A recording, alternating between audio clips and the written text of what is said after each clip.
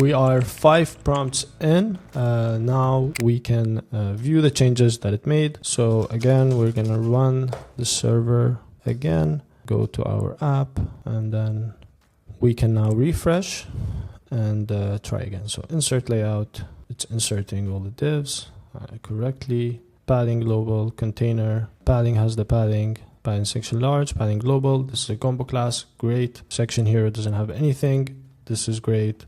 Max width. Again, this is the proper setup for client first, which is great. The only problem we have is this combo class thing that is not showing up. Now this is following client first, which is great. The only problem we're having is this combo class thing is not showing up here in this parse thing. And I think that's a limitation from Webflow because I've had this problem many times. However, we're going to look into a fix and we'll see how we can do that. All right, so let's give it a try. So we're going to go to the documentation. So I know there's the isCombo class, and I think this is a new method that they introduced. I'm gonna make this page an MD and then take it to cursor, and now we're gonna go for prompt number 6, which will try to solve this problem. So let's take a screenshot as well. Perhaps I'll take a screenshot of this part, or actually this part, because this part is named differently. So padding global, padding section large. We'll bring in the screenshot, and then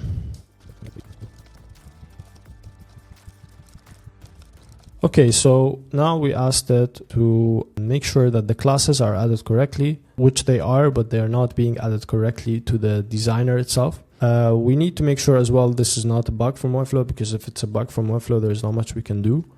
So we need to revise that, and then we'll need to refer to the documentation page and other documentation pages to see if this works out. So let's go for prompt number 6 now.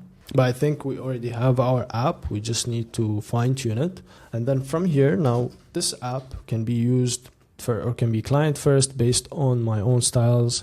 It can be stuff that I preset. Let's say I preset some layouts that are ready and I just parse them in each project that I want. So this can be really helpful if I have my own, let's say, library, if I have my own setup.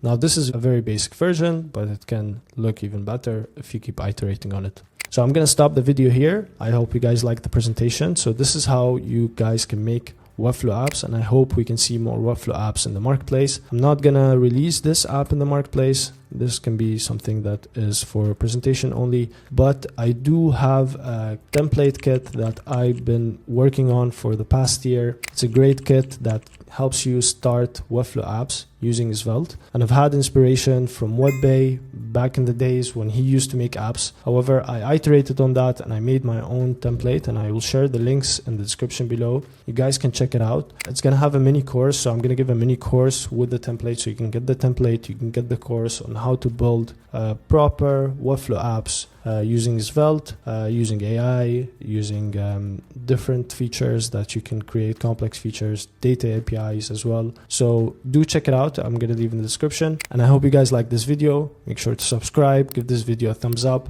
and I'll see you in the next one.